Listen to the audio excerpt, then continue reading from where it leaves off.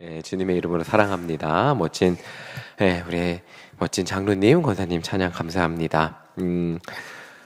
베드로의 고백입니다. 다 아시는 내용인데, 저의 고백은 무엇일까 한번 생각해 봤습니다. 어린 시절, 저도 모태신앙이에요. 여기 모태신앙 청년들이 있는데, 어린 시절 저에게 예수님은 엄마가 열심히 믿는 그런 분이었습니까? 저는 잘 몰랐죠. 그러니까 엄마가 교회 열심히 다니고 기도했으니까 엄마가 열심히 믿는 분이 예수님이셨습니다. 그러다 초등학교 6학년 때 여름 캠프에서 예수님 만나고 예수님을 막연히 알게 됐죠. 대단히 잘 알지는 못했죠. 막연히 알게 됐는데 예수님을 만났으니까 그때 했던 결심이 있어요. 예수님 처음 만나고 이제 예수님 만났으니까 착하게 살아야지. 착하게 살아야 된다고 생각했습니다. 근데 그 착하게 6학년인데 착하게 잘 안 살아줬어요. 잘 살아야 되는데 6학년인데. 그래서 중학교 가서 여름 수련회, 이제 중고등학교 가면 여름 수련회 가잖아요. 여름 수련회 가서 막 열심히 기도했습니다. 목이 쉬도록 기도했습니다. 그리고 또 결심합니다. 매번 수련회 이후에 착하게 살아야지. 욕도 안 하고 친구들한테 나쁜 말도 안 하고. 근데 잘 되지 않았습니다. 아마 이 시기에 저에게 베드로에게 예수님이 물어봤던 것처럼 너는 나를 누구라 하느냐라고 이렇게 예수님이 물어보셨다면 제가 곰곰이 생각해 봤는데 그때 나이로 제가 되돌아간다면 너무 오래전이니까 기억이 안 나는 것도 있지만 아마 이랬던 것 같습니다. 정확히는 잘 모른 채 그냥 기도하면 눈물 나고 찬양하면 좋고 목이 쉬도록 기도해야 기도를 잘한 것 같은 느낌의 교회를 다녔지 예수님에 대해서 구체적으로 고백해봐라 그러면 할 말은 없었던 것 같습니다. 물론 기계적으로 모태신앙이잖아요. 그래도 그 중학교 때만 해도 신앙이 10년 차가 넘어요. 모태신앙이니까. 그러니까 기계적으로 배운 건 있어서 예수님 믿어? 그럼 믿는다고 대답하고 예수님 살아계신 아마 부모님이랑 저희가 해수욕장 갔는데 전도하는 분을 만났던 기억이 나요. 제가 중학교 때. 그래서 그분이 전도지를 주면서 예수님 믿으세요? 그러니까 저는 믿는다고 대답했어요. 어디에 살아계세요? 그랬더니 제 마음 안에 살아계신다고는 대답했는데 정말 모태신앙 교육을 받았으니까 대답은 했지만 이렇게 제가 대답을 하면서도 제 마음속 깊숙한 곳에서 울려 퍼지는 그 고백은 없었던 걸로 기억을 합니다. 그냥 기도는 열심히 했죠. 그리고 찬양도 열심히 하고 교회 생활도 했지만 제 마음속에서 예수님 누구냐고 물어본다면 진짜 제 마음속 어떤 깊은 확신을 가지고 고백하지는 못했던 것 같습니다. 그렇게 고3이 됐고 이제는 막연히 제가 대단한 목사가 되겠다는 결심을 안 했어요. 그냥 막연히 목사가 돼야 될 것 같아서 신학대로 목표를 정하고 원서를 쓰고 감리교 신학대 합격해서 신학생이 됐습니다. 이때 저에게 예수님이 누군지 물어본다면 이 시기에 저도 예수님이 누구인지 정확하게 이 시기에도 정확하게 고백이 안 됐어요. 그냥 이건 알아요. 모른다는 게 아니에요. 막연히 우리 죄를 위해 죽으시고 부활하신 예수 그리스도, 예수님 믿으면 내 모든 죄가 용서받고 내가 천국 가다. 이거는 기계적으로 알죠. 그런데 아주 반복적으로 이 말을 들으니까 아는데 그런데 제 마음속에 죄 용서와 구원의 기쁨과 감격보다는 그냥 예수님 믿으니까 천국 가는 거 당연하고 교회는 어려서부터 다녔으니까 주일날 교회 가는 거 당연하고 그냥 찬양하면 그리고 교회 다니면 친구들 만나니까 좋고 찬양하면 좋고 그리고 내가 교회 다니고 구원받은 사실은 당연하고 그렇게 그냥 느끼면서 다녔습니다. 오히려 이 시기에는 신학생이라고 뭔가 잘 아는 척은 해야 되는데 사실 교인들이 신학교 1, 2학년 차에 아는 게 없어요. 대단히 아는 것처럼 사람들은 기대를 하죠. 성도 청년들보다 열심히 해주길 기대하고 뭔가 신학적 지식이 있기도 기대를 하지만 사실 알고 보면 빈 깡통이었던 그런 시기였던 것 같습니다. 이 시기에 저에게 누군가 예수님이 누구냐고 물어본다면 이론적으로는 정확하게 고백했을 거예요. 예수님은 온 세상의 구원자 되십니다. 그런데 이 고백은 제 마음에서 울려 퍼지는 우러나오는 고백은 아니었어요. 그냥 지식적으로 고백하는 거죠. 알잖아요. 우리 성도님들 이 정도 예수님 믿었으면 다 아시잖아요. 예수님 믿으면 우리의 죄가 용서받고 그리고 내 삶이 변하고 천국에 간다는 거 알잖아요. 그런데 내 마음속으로 울려 퍼지는 제 마음속 깊숙한 곳에서부터 나오는 그런 고백은 아니었어요. 누군가 저에게 진짜 저의 인생 이 당시 저에게 진짜 인생의 구원자가 예수님 되시냐고 물어본다면 그냥 저는 대답하기 어려웠을 것 같아요. 그냥 그렇다고 대답은 했을 거예요. 신학생이니까. 그런데 솔직히 말하면 저는 기도하지 않고 저 혼자 힘으로 사는 게 편했습니다. 오히려 기도하면 내가 원하는 대로 되지 않을까봐 더 불편했어요. 기도하면 하나님 뜻대로 해야 되잖아요. 기도하면 제가 저희 아내랑 대학교 때 만났어요. 만나는데 저희 아내랑 데이트를 언제 했을까요? 금요일 저녁에 해요. 그러면 헤어지잖아요. 그러면 제가 항상 갈등을 합니다. 금요 예배를 가야 되나 말아야 되나. 박청 집에 잘 가. 이렇게 헤어져서 집에 보내고 저는 금요 예배 갈까 말까 고민을 합니다. 갔을까요? 안 갔을까요? 예, 갈 때 있고 안 갈 때 있었습니다. 갈 때 있고 안 갈, 예, 고민이 돼요. 제가 기도의 능력을 막 믿는다기보다는 목이 쉬면 기도가 잘 된 것 같고 그냥 뭔가 기도를 해야 될 것 같은 의무감은 있었는데 제 마음속 깊숙한 곳에서 기도를 해야겠다는 뭔가 하나님 앞에 기도를 해서 내가 기도로 삶을 살아야 이런 거는 크게 없었던 것 같습니다. 오히려 모태신앙이었고 그러니까 거기다 신학생이었기 때문에 교인들은 기대하고 그러니까 그렇게 그 기대 속에서 겉으로 보이는 신앙생활을 하는데 치중하는 게 더 많았던 시절이었습니다. 정말 그렇게 신앙생활을 했던 것 같아요. 제가 오늘 성경 이 베드로의 믿음의 고백의 말씀을 보면서 이전의 저의 모습을 생각해 보게 되었습니다. 이 베드로의 고백의 말씀은 우리는 이미 너무 잘 알고 있는 말씀이에요. 예수님은 제자들 앞에서 제자들을 데리고 다니시면서 병도 고쳐주셨고 귀신 들린 사람들의 귀신도 내어 쫓아주셨고 또 오병이어의 기적으로 5,000명도 먹여주셨고 제자들에게는 권능도 주셨어요. 그래서 예수님의 이름으로 나아가면 제자들이 예수님의 이름으로 선포하면 귀신도 내어 쫓는 그런 권능도 주셨어요.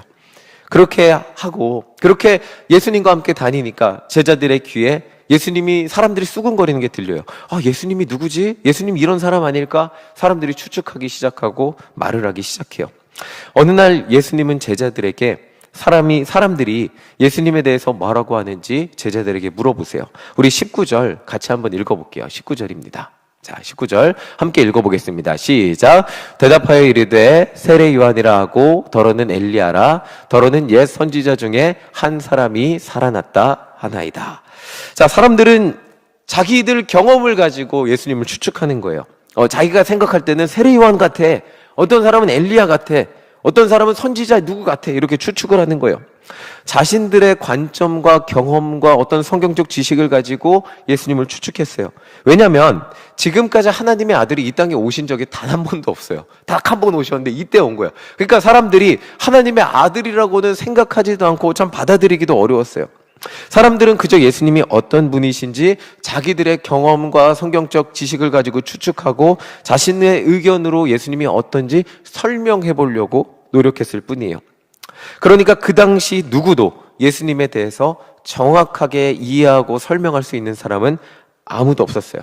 오직 예수님 한 분뿐. 그러니까 내가 나를 증언하잖아요. 요한복음에 보면 나는 뭐뭐이다 라고 이렇게 증언하잖아요. 예수님이 스스로 증언하는 것 이외에는 예수님을 정확히 증언할 수 있는 사람은 세례요한 단 한 사람? 아니면 그 세례요한도 정확히 증언하지 못해서 오실 그이가 당신입니까? 라고 물어보기도 하죠. 그렇게 예수님을 정확히 증언할 분은 예수님밖에 없었어요. 제자들은 사람들이 예수님에 대해서 예수님이 어떤 분인지 이렇게 추측하는 것을 예수님에게 전하였습니다.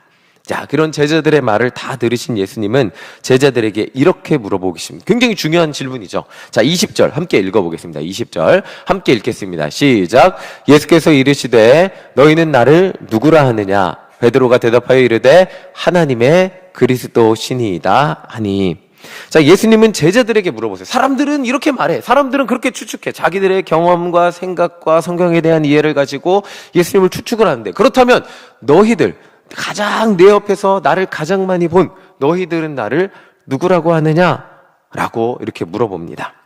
제자들은 예수님이 누구인지 확신이 있었을까요? 자, 그런데 베드로는 이렇게 대답합니다. 자, 20절 다시 한번 보여주세요. 20절 한 번 더 보여주시면 20절 말씀. 자, 베드로가 뭐라 그랬다고요? 하나님의 그리스도라고 말하고 있어요. 자, 이 말을 쉽게 하면 하나님이 보내신 구원자라는 말을 하고 있어요. 베드로는 이 고백의 의미를 얼마나 알고 있었을까요? 아까 제가 저 신학생이었어요. 그리고 이론적으로 다 알고 있었어요. 알고 있었는데, 자, 베드로도 하나님의 그리스도라고 고백을 해요. 그럼 얼마나 이거를 마음속으로 고백하고 이 의미를 얼마나 알고 말을 하고 있었을까요?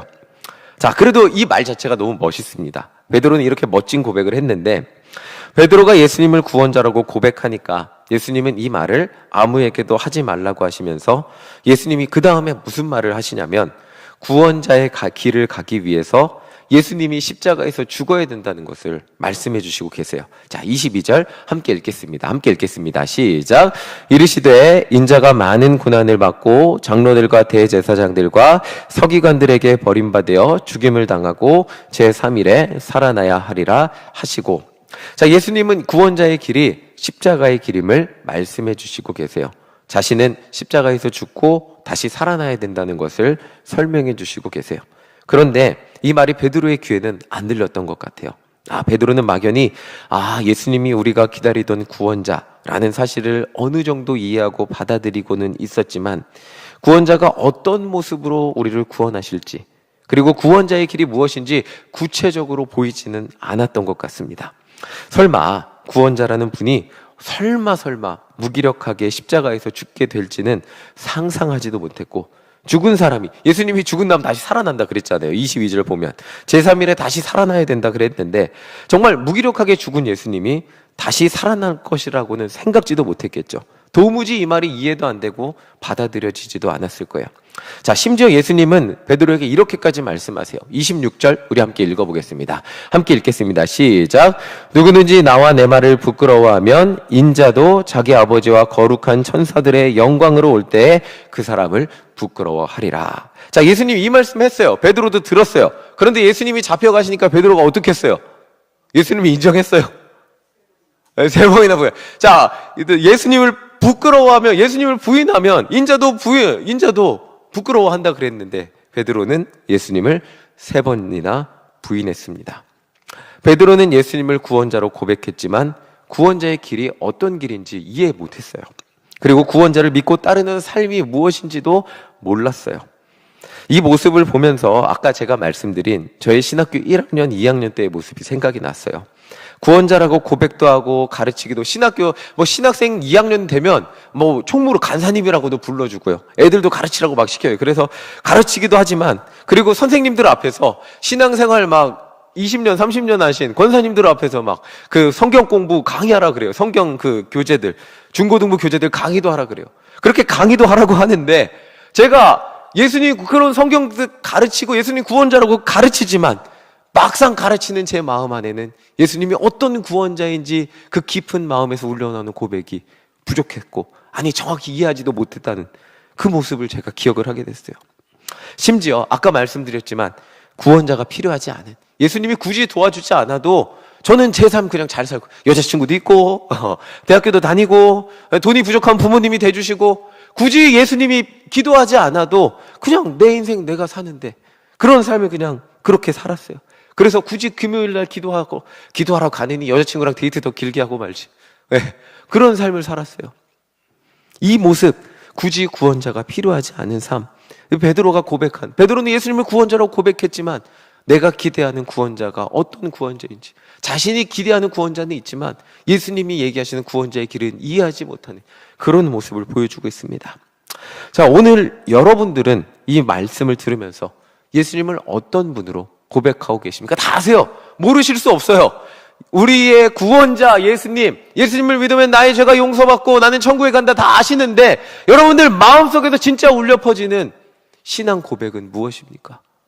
여러분들 마음속에서 진짜 우러나오는 예수님에 대한 고백은 무엇입니까? 여러분들의 진짜 인생의 구원자 되십니까? 기도하면 여러분들의 인생을 구원해 주십니까? 여러분들 믿어서 정말 천국 소망이 있으십니까? 천국이 진짜 있기나 한 거야. 때로는 의심이 되지는 않거나, 정말 내가 그 기도의 능력을 의지하며 기도하면 하나님께서 일하시는 것을 믿으며 확신하며 살아가십니까?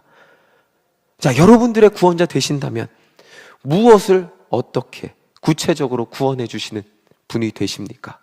막연히 구원자라고 고백했던 베드로의 고백은 그냥 이 예수님의 죽음과 부활, 그리고 그 가운데 자신의 실패를 경험하기 전에는 그 고백이 구체적인 고백으로 나오지가 못했습니다. 그런데 그 예수님의 죽음과 부활을 경험하고 그 가운데 자신의 실패를 경험하고 또 그 성령님을 만나고 여러 가지 경험을 하면서 그 고백이 구체적으로 변하는 것을 보게 됩니다. 자, 우리 사도행전 3장 19절 우리 함께 보겠습니다. 사도행전 3절 이제 예수님을 만나고 자, 수많은 베드로 경험을 했어요. 그 다음에 베드로가 어떻게 고백하는지 구체적으로 예수님이 어떻게 예수님에 대해서 어떻게 고백하는지 보겠습니다. 우리 함께 읽어보겠습니다. 시작. 그러므로 너희가 회개하고 돌이켜 너희 죄 없이 사함을 받으라. 이같이 하면 새롭게 되는 날이 주 앞으로 이를 것이요. 자, 베드로는 구체적으로 예수님이 어떤 분인지 사람들에게 가르치기 시작했어요. 여기 사함을 받을 것이라고 표현했는데 이제 오타가 있는데 예수님은 우리의 모든 악함 가운데서 우리의 모든 죄 가운데서 구원해 주실 분이라는 것을 고백하고 있어요. 너희의 죄의 모든 용서를 받을 것이라고 새로운 구원의 능력을 받게 될 것이라고 사람들에게 알려주고 있어요. 우리의 이 구체적인 신앙 고백 없이는 사람들에게 예수님을 알려주기도 어렵고 근데 예수님을 어떻게 알려줘야 되는데 내 안에서 예수님에 대한 그 이미지와 신앙이 정리가 되지 않았는데 누구에게 어떻게 알려주기가 참 어렵습니다. 자, 베드로는 이것이 정리되어서 지금 알려주는 것을 보고 있어요. 우리 4장 2절 함께 읽어보겠습니다. 4장 2절입니다. 시작. 예수 안에 죽은 자의 부활이 있다고 백성을 가르치고 자, 베드로가 이러고 다녔어요. 그러니까 사람들이 이렇게 종교 지도자들이 싫어했는데 베드로가 어떻게 가르쳤다고요? 죽은 자의 부활이 있다고 가르쳤어요. 이게 구체적인 베드로의 신앙 고백이에요. 자, 그냥 막연하게 구원자 되십니다. 이게 아니고 죽은 자의 부활이 예수 안에 있습니다. 새로운 생명이 예수 안에 있습니다. 라고 믿고 가르치고 있는 거예요. 베드로는 예수님이 우리를 죄에서만 구원해 주실 뿐만 아니라 부활하셔서 우리에게 영원한 생명을 주실 죽음에서 구원해 주실 구원자라고 전하며 다녔습니다. 그러면 베드로가 막연히 우리의 내면적인 죄 그리고 아주 나중에 이루어질 천국 소망 이것만 가르쳤을까요? 자, 사도행전 4장 10절 우리 함께 읽어보겠습니다. 시작. 너희와 모든 이스라엘 백성들은 알라. 너희가 십자가에 못 박고 하나님이 죽은 자 가운데서 살리신 나사렛 예수 그리스도의 이름으로 이 사람이 건강하게 되어 너희 앞에 섰느니라. 자, 예수님이 어떤 구원자? 지금 나면서부터 안진뱅이를 일으켰어요. 그리고 어떤 구원자라고 지금 아주 사람들 눈에 실제적으로 보여주는 구원의 능력을 지금 전하고 있습니다. 뭐예요? 나사렛 예수 그리스도의 이름으로 안진뱅이가 일어나는 그것을 전하고 있어요. 이 사람이 건강하게 되어 라고 고백하고 있어요. 예수님은 한 사람에게 임하는 예수님의 실제적으로 임하는 구원의 능력이 어떤 것인지 사람들에게 구체적으로 보여주며 이것이 예수님의 이름으로 나타났다는 것을 전하였습니다. 자, 예수님은 나면서부터 안진뱅이로 살던 삶의 어떤 희망도 꿈도 비전도 없던 그 사람을 구원해 주셨어요. 그리고 그 인생 가운데 회복을 주시고 일어나 걷게 하셔서 새로운 희망을 주신 분이 예수님, 바로 그 구원자라는 것을 사람들에게 전했어요. 그리고 베드로는 결론적으로 이렇게 구체적으로 고백합니다. 자, 12절 함께 읽어보겠습니다. 12절입니다. 시작. 다른 이로서는 구원을 받을 수 없나니 천하 사람 중에 구원을 받을 만한 다른 일이 없음이라 하였더라. 자, 이게 아주 구체적이에요. 다른 이로서는 구원을 받을 수 없다는 오직 유일한 구원자라는 것을 지금 베드로는 구체적으로 사람들에게 전해주고 있어요. 이 세상에 오직 유일한 저기 믿어도 되고 저 사람 믿어도 되고 그런데 예수님이 좀 더 탁월해요. 이게 아니고 예수님만이 오직 우리의 유일한 구원자이십니다. 세상의 수많은 것들이 당신들을 구원해 줄 것처럼 설명하고 유혹하고 큰 소리치지만 그것들은 모두 헛된 것들입니다. 오직 예수 그리스도만이 여러분들을 구원해 줄 수 있는 분이라는 것을 담대하게 선포하고 있습니다. 자, 오늘 아주 간단하게 베드로의 신앙 고백을 살펴봤어요. 베드로는 처음에 막연히 예수님을 구원자라고 고백했지만 그의 삶의 여정 가운데 예수님의 십자가의 죽음도 경험했고요. 그리고 부활도 경험했고요. 예수님을 3번 부인하는 실패도 경험했고요. 그 후에 성령님이 임하는 사건도 경험하고 그리고 자신이 예수님의 이름으로 선포할 때 병자가 그리고 그 전에 예수님과 함께 다니면서 예수님의 수많은 기적들을 경험한 이 모든 사건들을 경험함으로써 자신이 만난 예수님, 그 사람들에게 예수님이 어떤 분인지, 세상의 사람들에게 예수님이 어떤 구원자인지 아주 구체적으로 담대하게 선포할 수 있었습니다. 자, 이제 다시 한번 묻겠습니다. 여러분들의 삶에서 만나신 예수님은 어떤 구원자 되십니까? 여러분들이 경험한 예수님, 여러분들이 인생을 이끌어 주신 예수님은 어떤 구원자가 되십니까? 모두 여러분들만의 고백이 있을 거예요. 너희는 나를 누구라고 하느냐? 오늘 예수님 여러분들에게 물어보세요. 너희는 나를 누구라고 하느냐? 라고 물어보세요. 근데 아까 저처럼 예수님 굳이 역사해 주지 않으셔도 돼요. 저는 저 좋은 대로 사는 게 편한데요. 기도하라고 그러는데 기도보다 그냥 제가 원하는 대로 사는 게 편해요. 이런 저의 삶 가운데, 근데 예수님은 저의 삶을 인도해 주셨고 저에게 구체적으로 예수님을 고백할 수 있는 그 삶으로 인도해 주셨어요. 지금 모두 여러분들만의 고백이 있을 거예요. 그런데 설령 지금 당장 어떻게 구체적으로 어떤 분인지 제가 막 설교를 하는데 구체적으로 막 설명이 예수님 대체 어떤 분이지? 막 막연하게 교회에서 설명해 주는 건 알겠는데 내가 막상 내 믿음으로 설명하려고 하니까 참 설명이 되지 않는 분들도 계실 겁니다. 그런데 괜찮습니다. 왜 괜찮냐면 오늘 기도하는 가운데 여러분들은 예수님을 경험하게 되시기 때문입니다. 그리고 우리 삶 가운데 수많은 사건과 어려움, 그리고 때로는 실패 속에서 예수님을 만나면서 예수님을 경험하고 예수님의 손을 붙잡고 일어나면서 구체적인 나의 삶의 구원자로 고백하고 경험하고 고백하게 될 것이기 때문입니다. 매번 드리는 말씀인데 제가 그랬잖아요. 제가 계속 말씀드리는데 미국 가기 전 저는 예수님이 저의 삶의 구원자라는 사실을 이론적으로만 믿고 굳이 그냥 제 삶이 편했어요. 굳이 그냥 제 삶에 그냥 제가 원하는 대로만 됐으면 좋겠던 그런 사람이었습니다. 그리고 막연히 기도하면 좋겠지.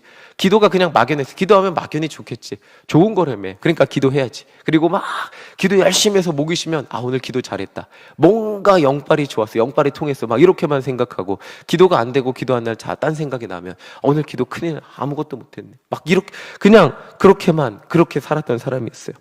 그런데 미국에서 정말 수많은 실패와 염려와 걱정 속에서 살아가면서 의지할 것은 기도밖에 없고 정말 마지막으로 느껴졌던 수많은 순간들이 있어요. 아무 방법도 없다고 절망하고 있을 때 진짜 기도밖에 할 수 없더라고요. 기도밖에 할 수 없을 때 진짜 이게 기도의 능력을 믿어서 한 게 아니고요. 기도밖에 할 수 없는 거예요. 누구에게도 도와달라고 할 수가 없으니까 그냥 기도밖에 할 수 없는 거예요. 그래서 기도만 했고 기도밖에 할 수 없는 내가 한심한, 제가 아내를 데리고 미국에 왔는데 아내를 책임질 능력이 없어 보이고 그리고 정말 아이가 밖에서 놀고 있는데 아이를 책임질 능력이 없어 보이고 부모인데 제가 너무 스스로 느끼기에도 한심한데 기도밖에 할 게 없어요. 하나님 왜 난 기도밖에 할 게 없습니까? 정말 기도밖에라고 표현할 수밖에 없는 거예요. 기도의 능력을 다 믿지 못하니까 기도밖에 할 수 없는, 이렇게 말할 수밖에 없는 거예요.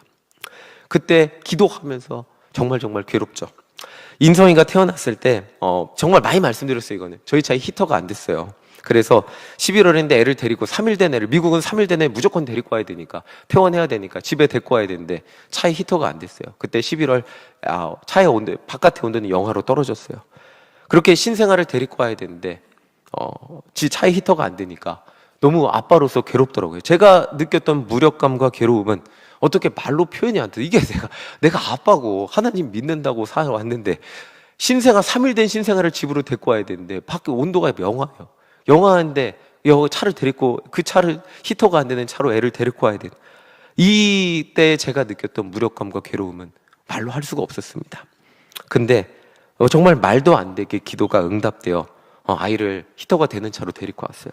정말 삶의 문제들이 하나하나 해결되는 것들을 경험하게 됐어요. 기도밖에, 정말 한심해요. 기도밖에 할 수 없고, 그 당시 제가 느꼈던 것은 기도밖에 할 수 없는 내가 너무 한심한데, 근데 기도밖에 할 수 없는데 기도하니까 응답되는 것을 경험하면서 삶의 문제들이 해결되는 것을 느끼며, 그때 경험한 예수님을 믿는 믿음으로 여러분들 앞에서, 지금 이 자리에서, 그리고 젊은이들 앞에서 기도하면 문제가 해결됩니다 라고 담대하게 선포할 수 있게 되는 것입니다. 예수님은 여러분들의 구원자 되십니다. 예수님을 믿고 기도하면, 예수님을 믿고 의지하기만 한다면 희망이 없는 어떤 삶이라고 할지라도 절대로 망하지 않습니다. 지금 여러분들이 경험하는 어려움은 과정이지 결론이 아닙니다. 예수님은 지금도 살아계셔서 여러분들의 기도를 들으시고 여러분들의 삶을 인도해 주시고 계십니다. 예수님을 믿고 의지하는 삶이 이 세상에서 가장 행복한 삶입니다. 이제는 이 믿음의 고백, 예수님이 나의 구원자라는 이 믿음의 고백을 제 마음속에서 우러나오는 고백으로 할 수 있게 되었습니다. 예수님을 믿고 경험하면서 살다 보니까 이전에는 그냥 막연하게 그냥 배웠던 지식으로 내가 신학생이니까 마지못해 고백했던 거라면 이제는 내 삶에서 내가 예수님을 만난 그 경험에 기도의 능력을 경험하고 신앙의 능력을 체험하고 오늘도 이 자리에서 기도하면 하나님께서 들어주실 것을 믿는 믿음으로 여러분들 앞에서 담대히 선포할 수 있게 되었습니다. 그것이 예수님이 우리의 삶을 인도해 주시는 은혜라고 저는 여러분들에게 고백하고 싶습니다. 오늘 기도하면 여러분들 가운데 그 믿음이 오늘 우리들 가운데 예수님이 주시는 그 믿음이 선포되고 우리들 가운데 그것이 체험되게 될 줄 믿습니다. 오늘 기도하는 이 시간 여러분들은 예수님을 만나게 되실 것입니다. 아멘이십니까? 삶의 문제들 가운데 구체적인 해결의 능력을 주시는 예수님을 경험하게 되실 것입니다. 아멘이십니까? 결국 내 삶의 유일한 구원자가 예수님임을 경험하게 되고 사람들 앞에서 예수님 믿고 기도하고 의지하고 살면 그 삶이 가장 행복한 삶이 된다는 것을 사람들 앞에서 담대하게 확신을 가지고 선포하게 되실 것입니다. 아멘이십니까? 이것을 믿음으로 고백할 수 있도록 예수님이 우리들의 삶을 인도해 주실 것입니다. 지금 내 입술에서 이 설교를 들어도 아멘이 안 나온다 할지라도 괜찮습니다. 기도한다면, 주님을 따라 살아간다면 예수님은 결국 우리 입술을 그렇게 변화시켜 주실 것이기 때문입니다. 저는 못 믿었거든요. 기도를 원하지 않았거든요. 그냥 저 혼자 사는 게 좋았거든요. 근데 지금은 제 삶이 변해요. 여러분들 앞에서 확신을 가지고 120% 확신을 가지고 말할 수 있게 되었습니다. 기도하면 하나님이 일하시고 여러분들 삶 가운데 함께 하시고 여러분들 인생의 구체적인 구원자가 되어 주실 것입니다. 라는 고백을 함께 나눌 수 있게 되었습니다. 베드로와 같이 예수님은 베드로의 고백과 같이 예수님은 우리 인생의 구원자 되어 주십니다. 예수님은 나의 나를 모든 죄 가운데서 구원해 주셨고 나의 삶을 지금도 인도해 주고 계시고 그리고 결국 나를 인도해 주셔서 어디까지 함께 하실까요? 천국에 가는 그날까지 함께 해주시고 저 천국에서 우리와 주님과 함께 살아가는 그 기쁨의 삶을 경험하게 만들어 주실 것입니다. 오늘 우리가 기도할 때 우리의 고백이 지금 다소 막연하다 할지라도 우리가 기도하며 주님과 동행하며 우리의 인생을 살아갈 때 우리의 신앙의 고백이 나의 구원자이신 예수 그리스도에 대한 고백이 점점 더 구체적으로 변하는 그런 은혜가 있기를 간절히 소망합니다. 아멘이시죠? 나의 병을 고쳐주시고 나의 눈물을 닦아주시고 나의 자녀 가운데 하나님의 우리의 기도를 응답하여 들어주시고 내가 눈물을 흘리고 아플 때 내 눈물을 닦아주신 구원자 주이십니다. 라는 우리의 삶의 아주 구체적인 구원자에 대한 고백이 우리 인생 가운데 넘쳐나는 은혜가 있기를 간절히 소망합니다. 아멘.